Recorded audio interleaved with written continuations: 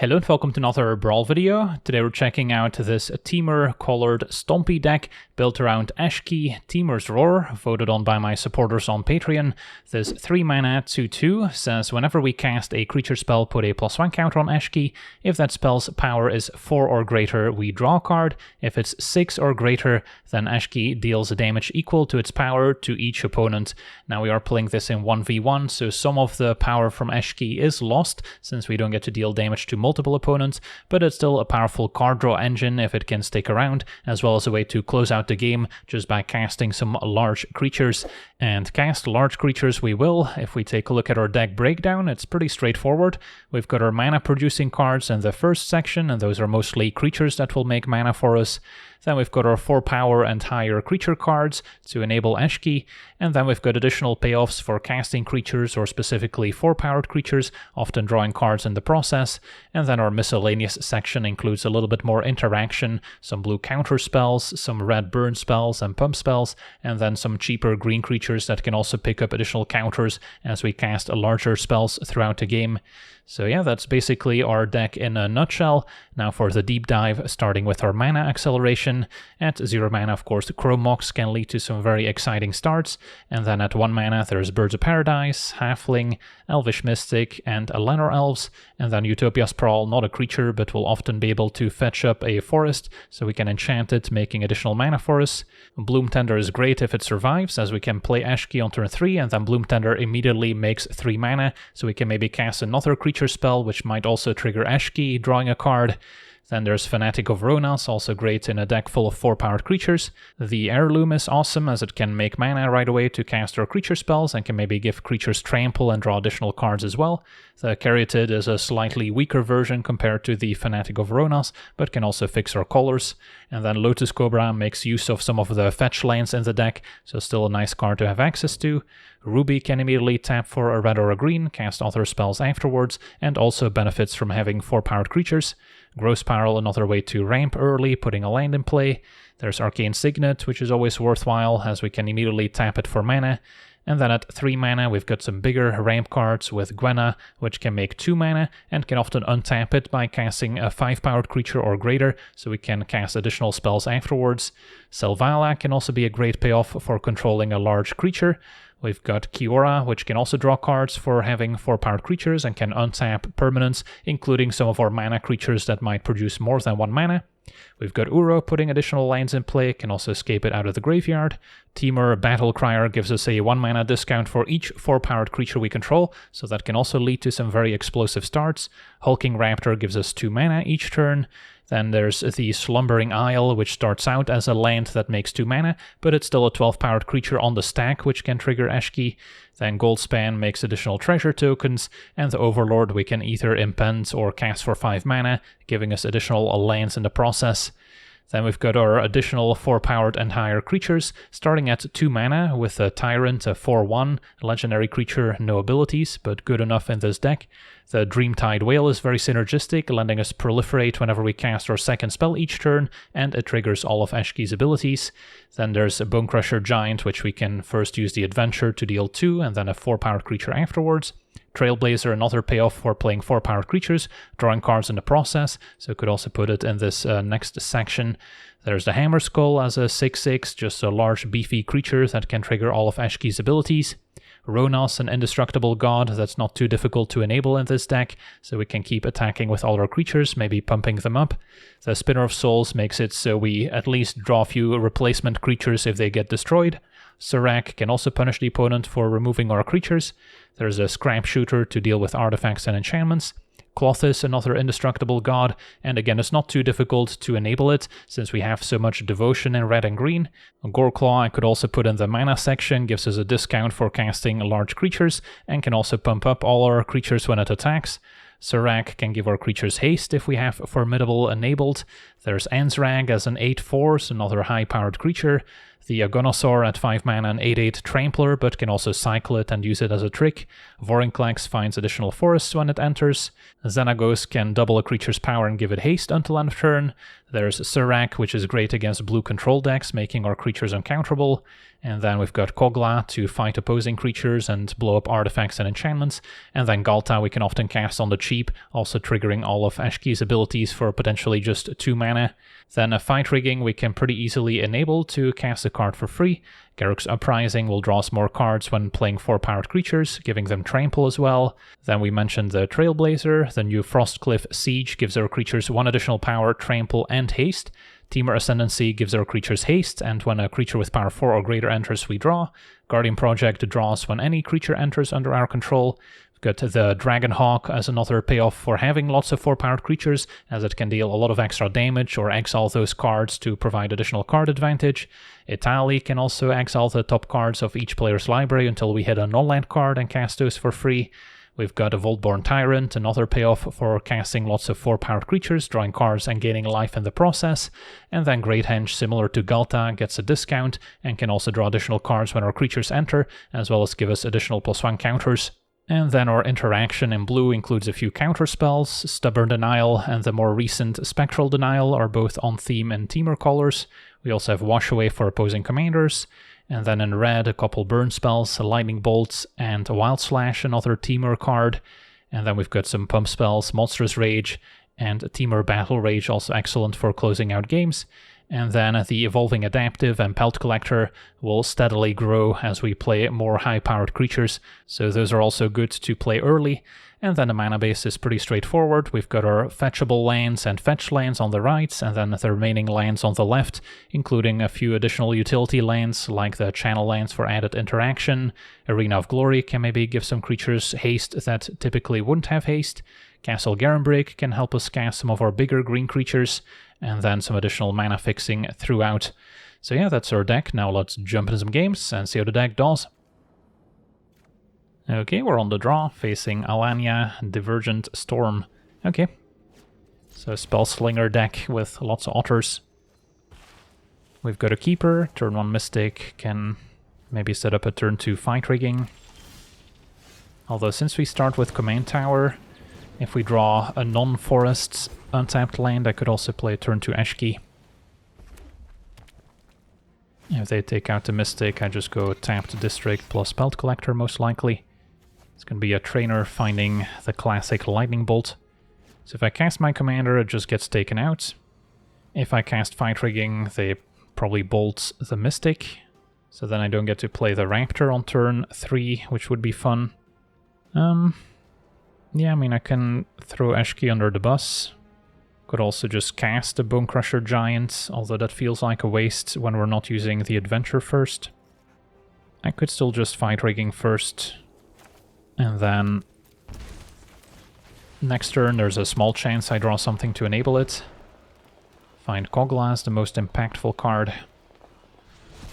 Sadly, Hammerskull among the hideaway cards, so won't be able to top deck Hammerskull to enable Fight Rigging.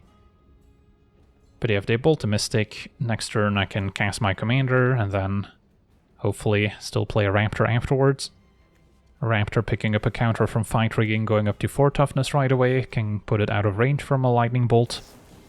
Opponent's going to Brainstorm for starters. All the powerful 1 mana instants here, Brainstorm, Lightning Bolt. At least the hope here is that at some point our opponent taps out for their commander. I can play creatures that enables Fight Rigging, and then Kogla gets to take out Alania for free.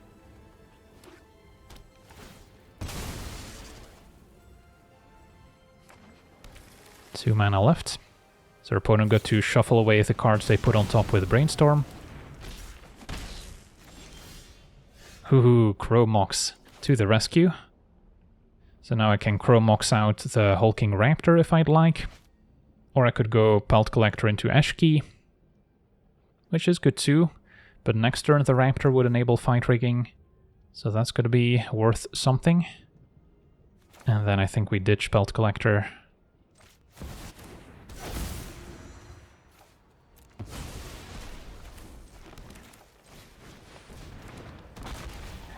Get that up to 4 toughness. Next turn it makes 2 mana. So I can deploy Eshki plus maybe a Bone Crusher too. They'll need a very specific answer to both pay for the ward and deal at least 4 damage. But there are some 2 mana sorceries that deal 4. They could also have a bounce spell for the fight rigging. It's going to be a Prismari command blowing up our mocks. But our opponent wouldn't necessarily have a way to stop fight rigging now.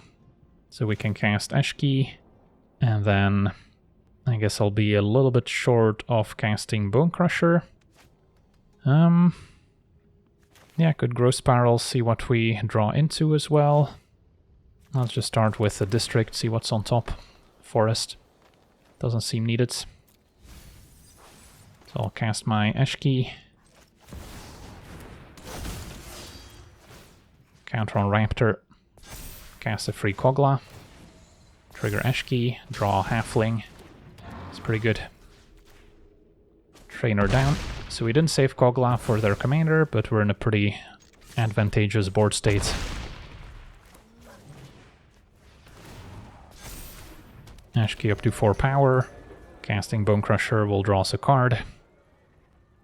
And Kogla can at the very least blow up a treasure token, so they're priced into using it. Eshki is a human, so can also pick it up with Kogla's ability if a board wipe shows up. For now, Ral, so opponent's gonna storm off here. I'll do whatever it takes. Yeah, the difference a Mox can make even for just 1 turn. So with the mana from Raptor, I'll start by just casting the Spiral. Find a spinner. That also triggers Eshki.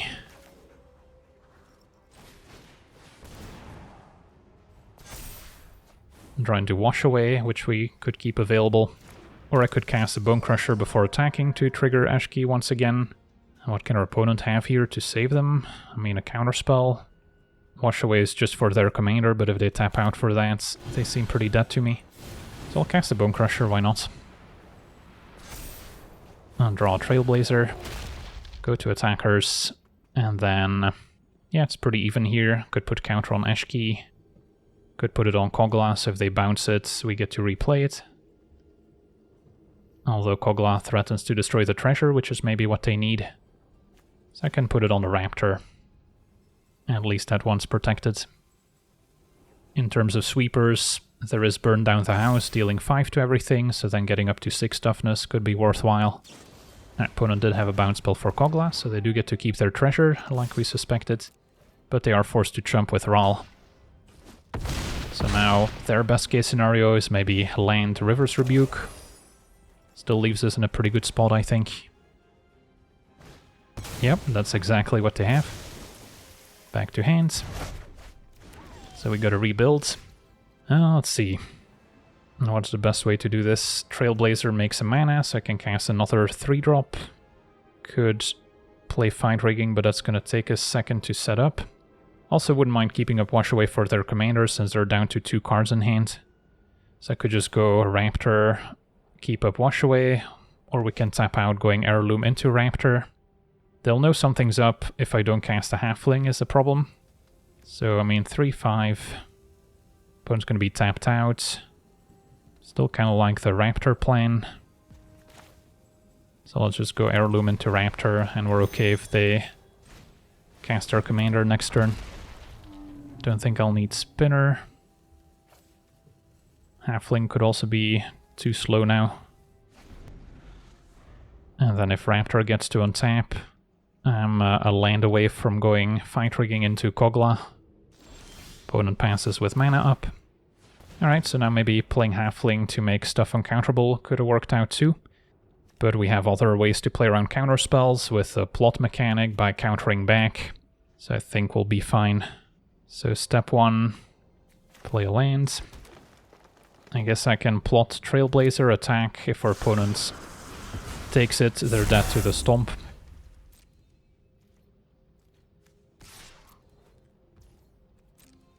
Opponent takes it, so now we can just keep up Stomp and a counterspell, and force the opponent to make the first move.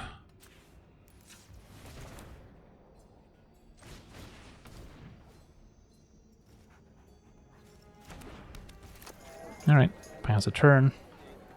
Wait for them to tap out. And we can respond now. Alright, sweet. That'll do it. On to the next one. Okay, we're on the play, facing the Gitrog Ravenous ride. So we've got multiple counter spells, a ruby, a bit of a gap in our curve, but I'll try and make it work. We'll have to keep up a counter spell for their commander.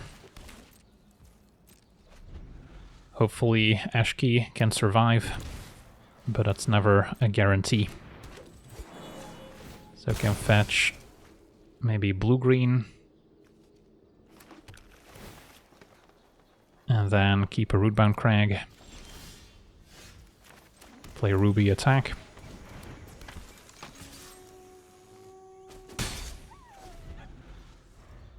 And then next turn I can play Eshki, keep up a Wash Away since Spectral Denial's not going to do much. But looks like they're not casting their commander just yet. So in that case, I mean it's still Eshki.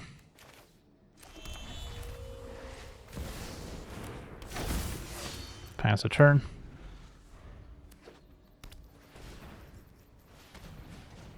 I guess I could have had like a Phyrexian Tower to get enough mana for Gitrog, but turns out it's going to be a deluge to wipe the board.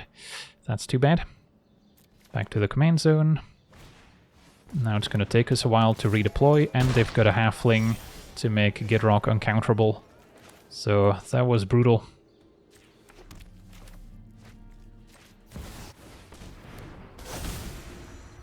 So Wash Away is not going to work. They can sack the Imperiosaur. Alright, looks like they didn't have a land yet. Denial wouldn't work since we don't have a 4-powered creature in play.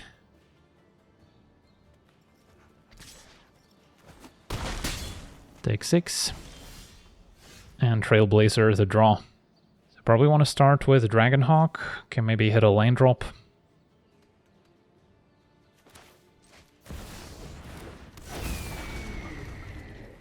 I guess I'll take the Chromox. Pretty far from casting a Voltborn, but with the Chromox we're actually getting closer. So then what do I keep? Maybe get rid of Wash Away, which then still keeps up Spectral Denial for x equals 1.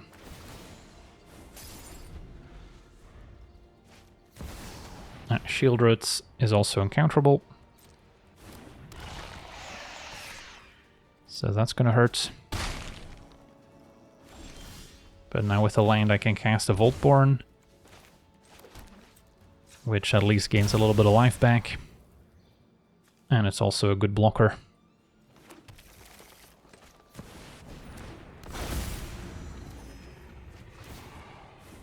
So can I afford to attack with Dragonhawk? Then next turn they play Gitrog, attack all out. Yeah, that's not gonna work. So I have to pass.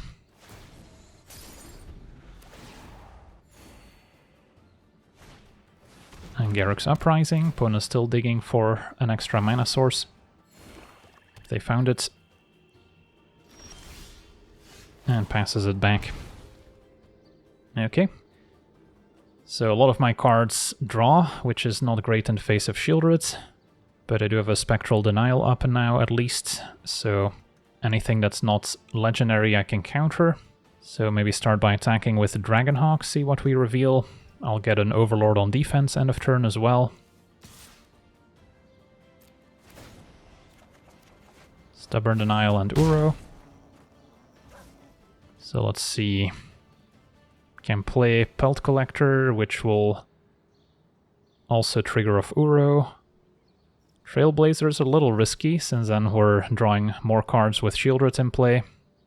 But let's see if I go Pelt Collector, Trailblazer, I can still Uro and keep up Denial. Yeah, that might be okay. Don't know if we need Bloom Tender instead. Don't think that's necessary. And then of course Voltborn also draws.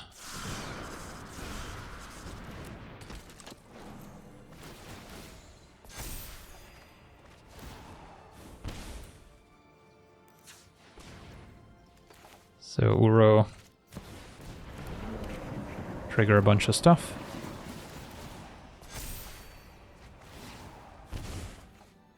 Find another land.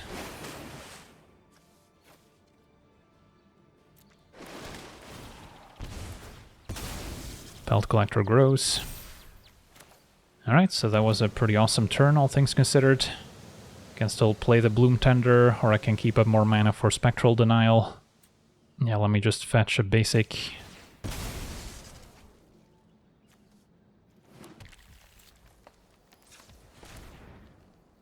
If I Utopia Sprawl the land, I could cast Colossus, keep it on defense. And then maybe I don't need Spectral Denial. It's a little risky. But sure, let's try.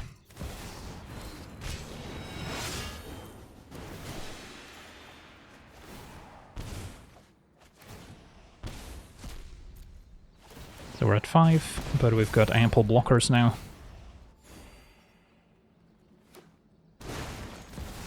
And what's the Stalker gonna do? It's got Trample and Flying. No haste. And when it enters, choose target opponent, secretly choose a creature, sacrifice as a creature planeswalker of their choice, and then sacrifice the chosen one. So they probably target my best one, which is presumably Voltborn, but if it dies it still leaves a token behind, so that's fine by me. They might go for Dragonhawk too at this point. Right, they went for my god, makes sense.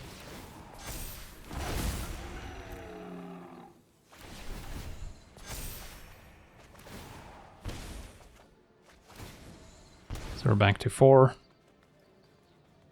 But we're in decent shape to try and end the game next turn. 2 life, have to be very careful now with how we stack our triggers. Because if I cast a 4-powered creature, I gain 3, but lose 4. So I can only cast 1 more 4-powered creature. But Dragonhawk gets a pretty massive attack in. So then Ravenous is a good mana sink. Goreclaw only triggers when Goreclaw itself attacks. I guess Uro we could also escape, which gains more life. Is that better than Ravenous? Yeah, I guess so.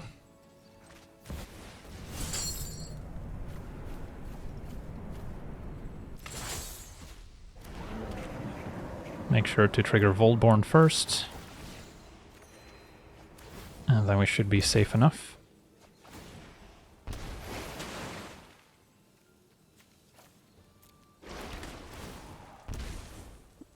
So I gotta attack.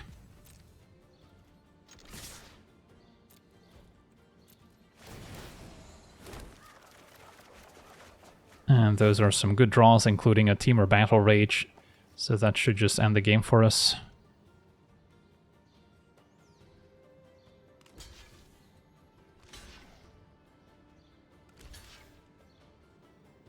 So I'm looking at Battle Rage on the Overlord. Can go to damage.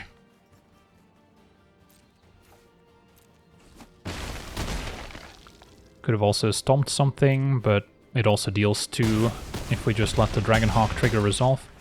But our opponent's dead before it even happens. Sweet, on to the next one. Okay, we're on the draw, facing Krydle.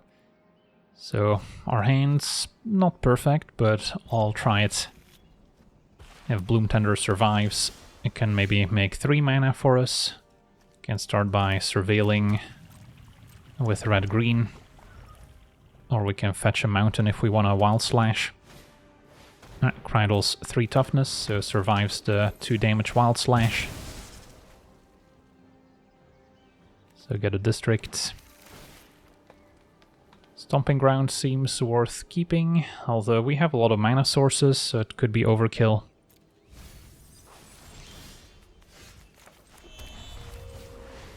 Try Bloom Tender first.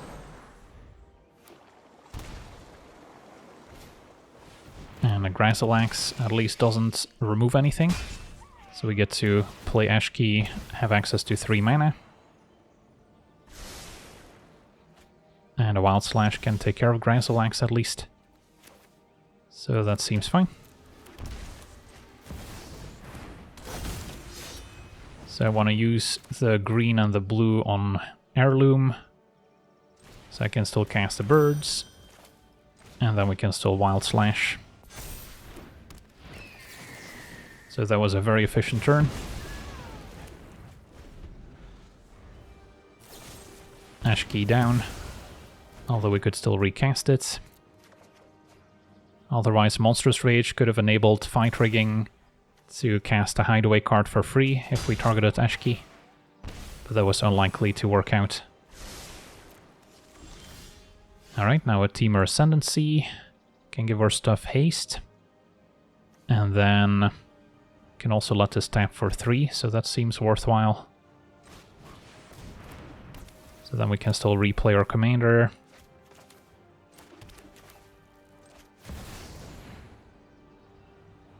Looks like they might have a 1-mana counter, Wash Away, that's rough.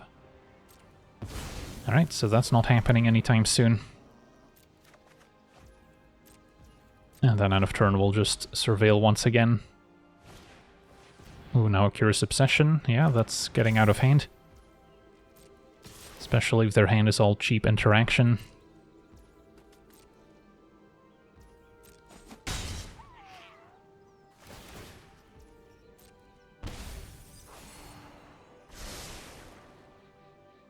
They kept on top, so maybe it's a land. Yep. And yeah, Fatal Push my Bloom Tender, so that's no longer happening.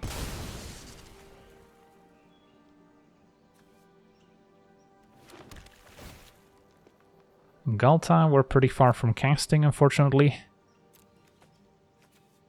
Need something more mid-range.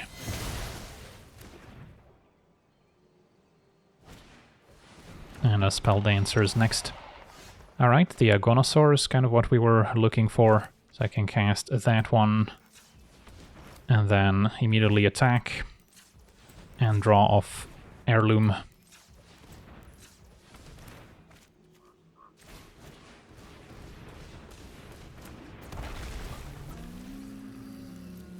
And draw off Ascendancy. Smash. And activates. So we're back in the race. And a land's useful. So now we have multiple ways to enable Fight Rigging as well. Goggles can equip to draw, that's fine. And then the Spell Dancer needs multiple oil counters before it can copy a spell. So that happens.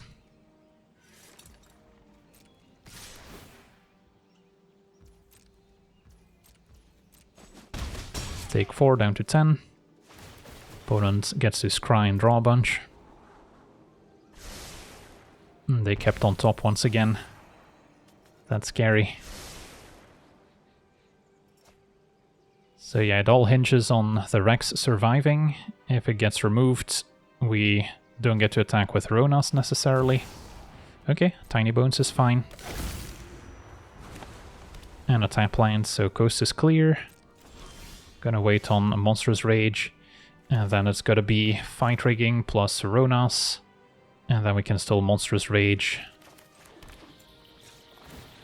So let me fetch an island.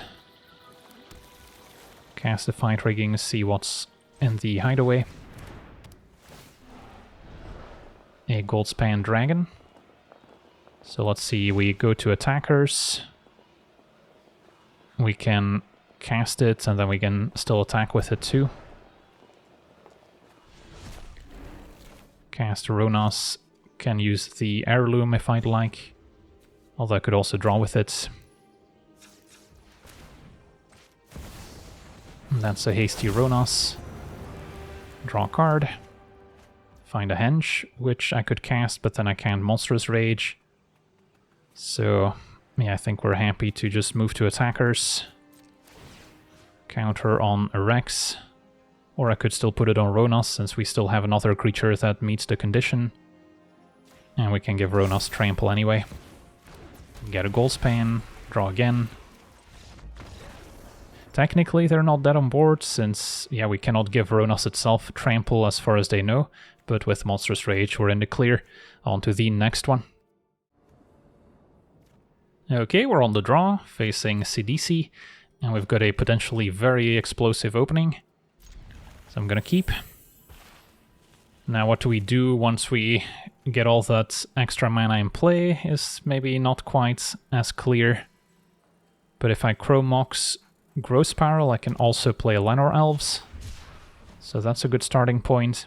So then do we ditch the Siege or do we ditch the Heirloom? Would love to draw some big creature here. Opponent just cycling a Lorien Revealed, and speaking of big creatures, Goldspan Dragon's perfect. So then we don't really need the haste of the Frostcliff. So we'll pitch that to Chrome Mox. Also means it has now 2 colors it can make. So then I want to fetch a red-green and then maybe just a basic forest.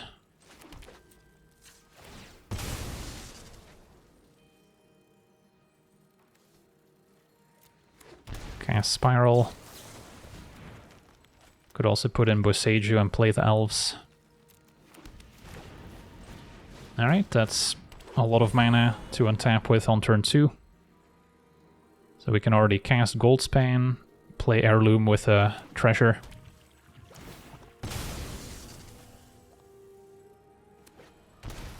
If they remove the elves, we can still go Heirloom plus Eshki. Just a Nethergoyf. And a Grief. Alright, that's too bad. So now they do get to take the Goldspan. So then Heirloom plus Eshki it is. Would have been fun to play a turn 2 Goldspan Dragon. Maybe next time. Opponent actually takes the Heirloom. Does that mean they have an answer for Goldspan? Who knows? Swamp Cycle the Troll. So yeah, with only 1 unknown in hand, I don't think they have an answer to Goldspan. But yeah, we have double red, so I can save the fetch land for later. Smash, make a treasure. And then next turn we can deploy our commander. Plus, hopefully, another creature afterwards. I see, Nantuko enchants Nethergoyf. Makes a 1-1. And then next turn they can maybe start copying it. Fanatic in the graveyard can be eternalized. Ooh, Dragonhawk, that was an amazing draw. So how much mana do we have? Can I play Eshki and Dragonhawk? 1, 2, 3, 4, 5, I sure can.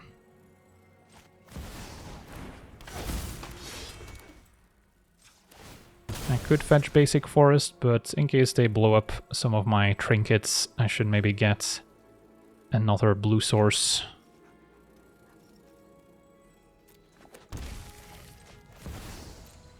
Cast Dragonhawk, trigger Eshki.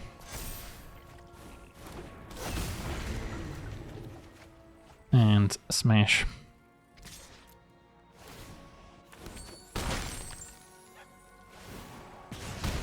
Opponent's at 10, facing 2 huge dragons. Well, that's pretty awesome. This is only turn 3, by the way.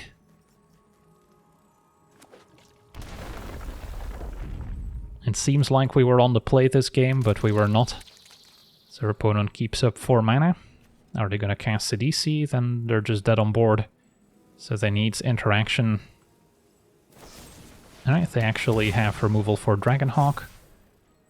Nethergoyf grows, I'll take 5. And needed a slightly better top deck than a land. Okay, so could still lose, but we are attacking for 4 in the air with Goldspan at the very least. Hammerskull can close out the game next turn for us. So I can chump with elves. But I'll still keep Eshki back just in case. So yeah, even if they remove Goldspan, playing Hammerskull triggers Eshki's last ability, so that's 4 damage. And they actually had the answer for Goldspan. So we needed a good top deck even after doing all this craziness. But it's pretty fun to close out the game with your commander's ability.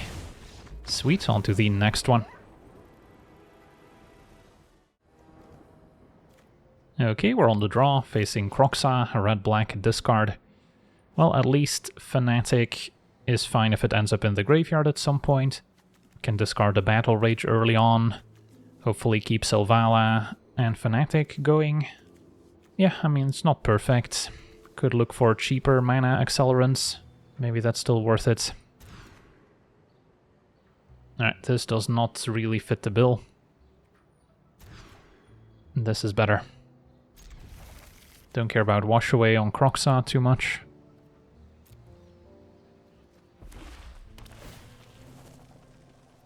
So then ideally carries it into Raptor, but I imagine they'll have some interaction. Our opponent says no to a Dark Ritual, that's surprising. Maybe they just want to fill the graveyard at all costs for Kroxa's escape. And that's gonna take the Caryatid most likely, unless they've got removal for it. And then I guess I can surveil end of turn. Fight Rigging is a combo with Hammer Skull, so we'll see if we can pull that off.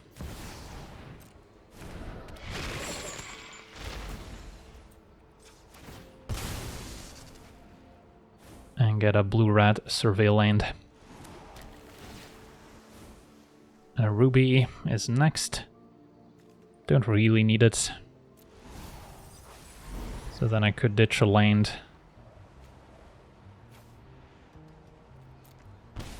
Play the Fight Rigging, forcing them to keep up removal for Hammer Skull, instead of the other way around. But if they do have another discard spell, a Raptor is now also a decent pickup. And then Spinner versus Aronas is probably the decision. Aronas is trickier for red-black to answer, so I'll take that one.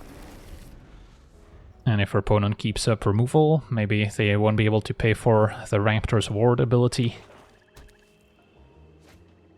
Alright, the One Ring, so opponent goes shields down.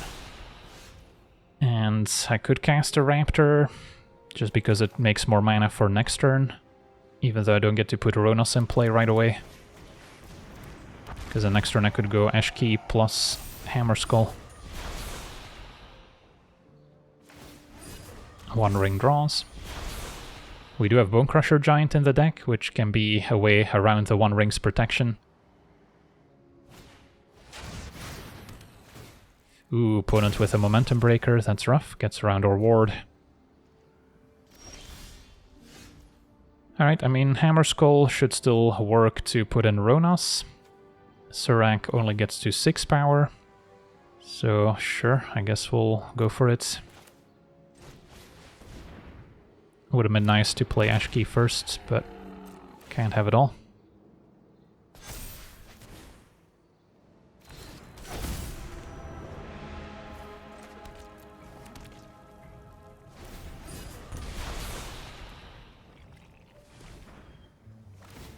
One Ring draws again. With Surak, we've got a lot of hasty damage coming our way. A Rampage hits a creature. I think we actually get rid of the Hammer Skull, since we don't have additional dinosaurs, so it only gets one attack in anyway. With Surak, we enable Ronas. Although if they have more instant speed removal, that may not work out. Okay, a little bit short of Surak plus Eshki.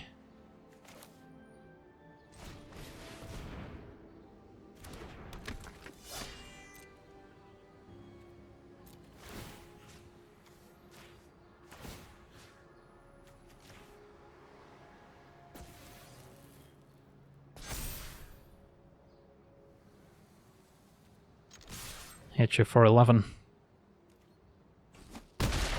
That works. And then end of turn we get to surveil again. Now they just remove Surak. Ronas doesn't do anything anymore. Red-black also not known for gaining a lot of life to survive their own wandering. And they're now maybe looking to escape Kroxa. Unearth.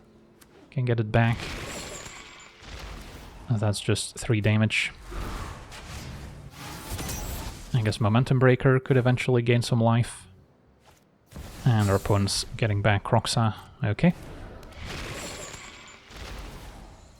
Can still maybe attack past it.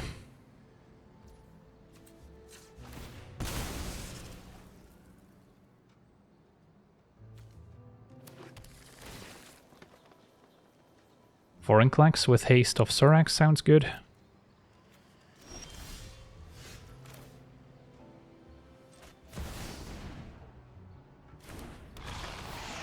And get a couple forests.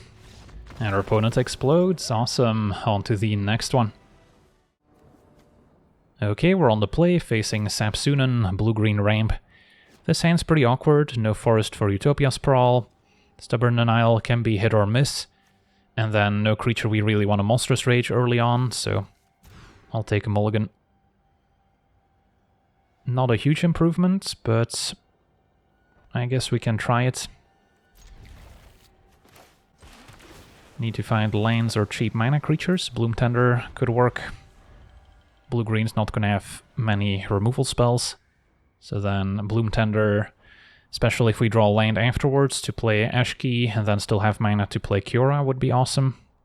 And then Kiora untapping Bloom Tender can make a ton of mana to ramp out Etali. Stubborn Denial to counter their extra turn cards.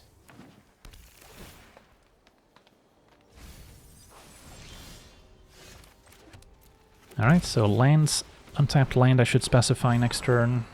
Would go a long way. Opponent's got an Incubation Druid, so that's acceptable, and there's the lands, awesome.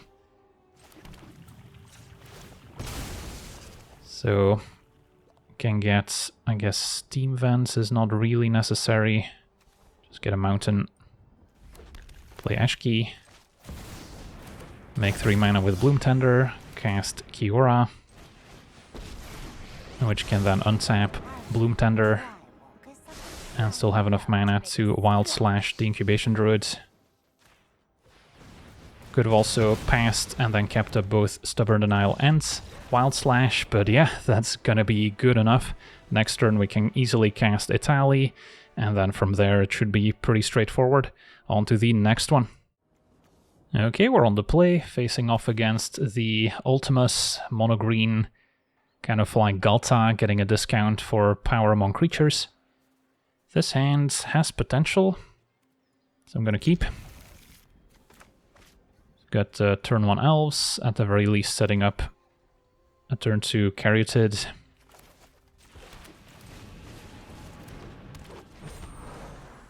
With an untapped land we can go Heirloom into Caryatid, which would be awesome. Opponent with a Chromox. Pitching, hard-hitting question and no play. Alright, so then just Caryatid for now. So then next turn, ideally play a 4-powered creature before tapping the Caryatid. Opponent's got Zorak. Okay, so what are we thinking?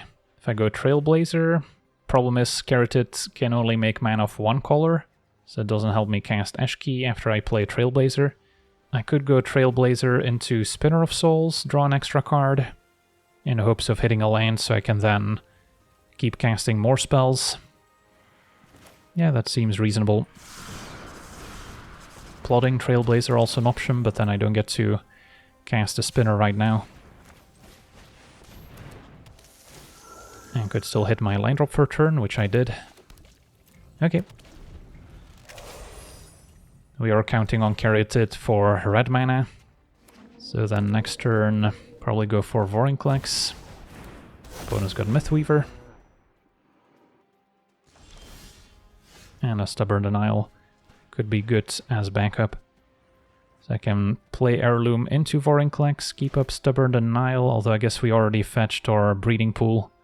So I can't keep up blue through Breeding Pool anymore. I think it's still worth it to get the most out of this turn. And then first I guess we'll fetch and then draw. Can get a surveil land that's a red-green, and then maybe an untapped stomping ground as well. Andrew Ronas. And a Bloom Tender is decent, but it might be too late now for it. Can already cast Italy next turn. And then I'm fine to trade for the opponent's stuff, including Spinner.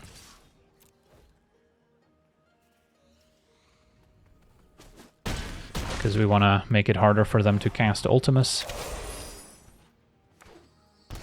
So yeah, this turn they're gonna likely cast their commander. Ooh, Disciple, that's a combo with Mythweaver. Playing the land to get the creature. Don't see that every day. And there's Ultimus. Kogla can still fight Mythweaver before it does more damage, that's good. So I'm giving up on Italy. Then I don't have any amazing attacks, unfortunately. Can I play Eshki into Kogla? Let's see, 3, 4, 5, 6. Yeah, we can. So that seems worthwhile.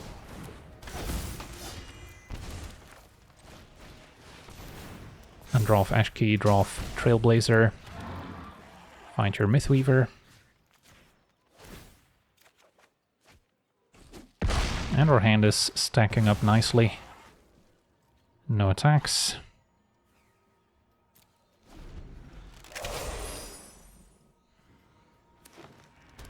Kogla can destroy the Chromox next turn. Can make it indestructible by picking up one of my many humans. Primeval Titan, always powerful. So now the opponent's getting close to casting their Craterhoof Behemoth and other finishers. But we've got a lot of damage on the board. Perhaps enough to close out the game next turn.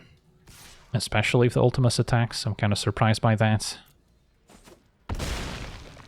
So now they seem pretty dead on board to me.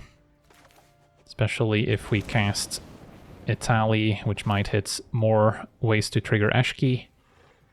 And then I can still play Ronas as well. So maybe I play Ronas first. So they'll have more power and deal more damage. Using the cycling on Agonosaur could also be decent. Italy reveals the Quake Mole. So that'll trigger Eshki once again. Opponent's at 3. And we haven't even attacked. Which I will do now. So even if they leave the Ultimus back, they shouldn't survive this attack. Sweet. On to the next one. Okay, we're on the play, facing a tough matchup, Lamb, Stormcrane Elder. So we don't have many counter spells that we can hope to mulligan towards to counter their commander, so we just have to hope for a quick start. And you know, Mystic into Sylvala could get that job done. So I think we try it. But if our opponent has a functional draw, we're going to be staring down 3 or 4 Monastery Mentors by turn 4. And then it's going to be tricky to attack through on the ground. So then the ability to burn them out with Eshki could be useful. For now, play Sylvala.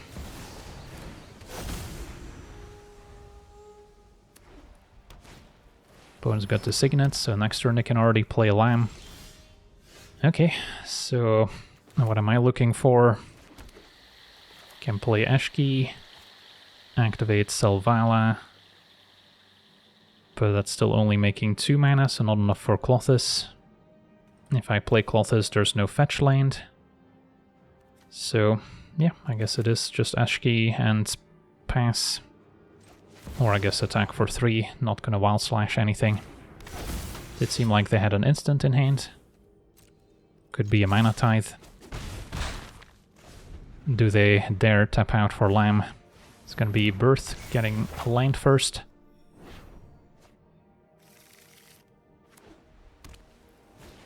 And a Tome of Legends, alright, that's fine. So now... Still can't quite cast a Voltborn, but we can cast Klothys. Trigger Eshki, draw a card, find Kiora.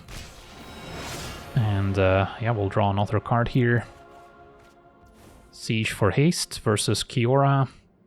Let's see, I guess Selvala can make a bunch of mana first. Can use Kiora to untap Selvala. And wow, her opponent scoops it up. Yeah, we can use Kiora, untap Selvala, make more mana, cast a Siege to give everything haste, smash for 7+ damage. I guess they also get 1 additional power each.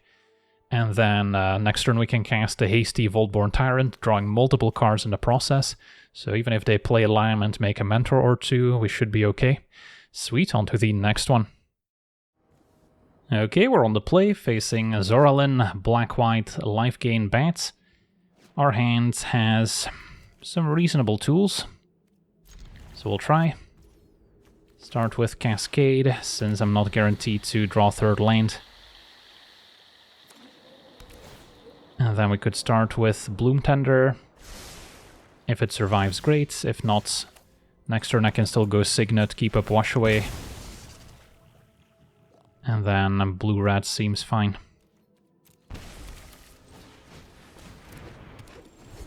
Ideally draw the land so we can play Eshki and make 3 mana.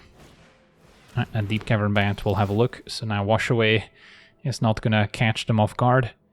But at least if we draw land, we can curve Eshki into another 3-drop. Opponent takes Ravenous, and Zana goes to draw. Alright, so could keep up Wash Away for Zoraline. I think I'm fine just tapping out for Gwenna. And then next turn, Eshki enabling Bloom Tender looks good. Opponent not going for Zoraline yet, so we maybe get a chance to Wash Away it. Zoraline is pretty scary. Wild Slash answers the bat. Okay, so step 1, play Eshki. I guess I can also cast the Hammer Skull, which untaps Gwenna. So then it's essentially only cost me 1 mana to cast the Hammer Skull, but I can play Eshki first. So yeah, that works out. Cast Eshki. Bloom Tender casts Hammer Skull. Untap Gwenna. Now Gwenna, I guess, doesn't make mana for non-creature spells, so that does limit what we can do with it. I can go Signet into Hammer Skull, however, so that seems alright by me. Or I can just Hammer Skull, leave up Wash Away and Wild Slash. Alright, we drew the land, that helps. So now I can get back Ravenous and cast it.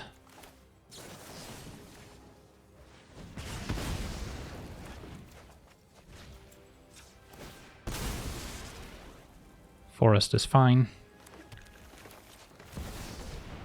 And that'll trigger some more. And hit for 4. Well, that was an explosive turn. And Xenagos, a nice leftover. We'll have 2 gods on the battlefield versus Zoraline. Restoration, pay the Extort. Feels a bit fair in comparison. And then Xenagos will untap Gwenna once again.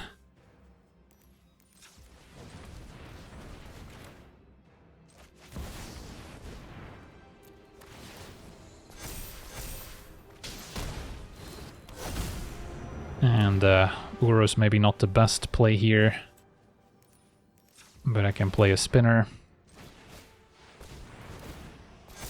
Trigger Eshki, a Great Henge. Is also a pretty nice leftover, although I didn't leave up double green, so then let's just move to attackers. Can target the Spinner and smash. If I clear the Veteran, they only have 1 blocker. Chump, take 17, so yeah, then we have lethal.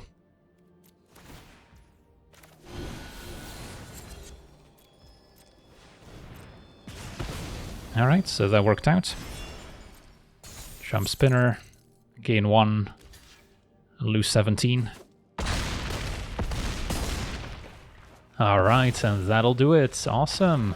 So we get to see this Temur stompy deck in action, and while Eshki is definitely not one of those top tier commanders, since it doesn't provide immediate value when we cast it, and it is pretty easily removed, if it does stick around we get to draw lots of cards with it, cast lots of creatures, and that's what the Temur playstyle should be all about. So it avoids the usual pitfalls of ending up as a landfall deck, which ends up playing solitaire. At least this deck's got a little bit more personality. So yeah, that's going to do it for today's gameplay. I want to thank you for watching, hope you enjoyed, and as always, have a nice day.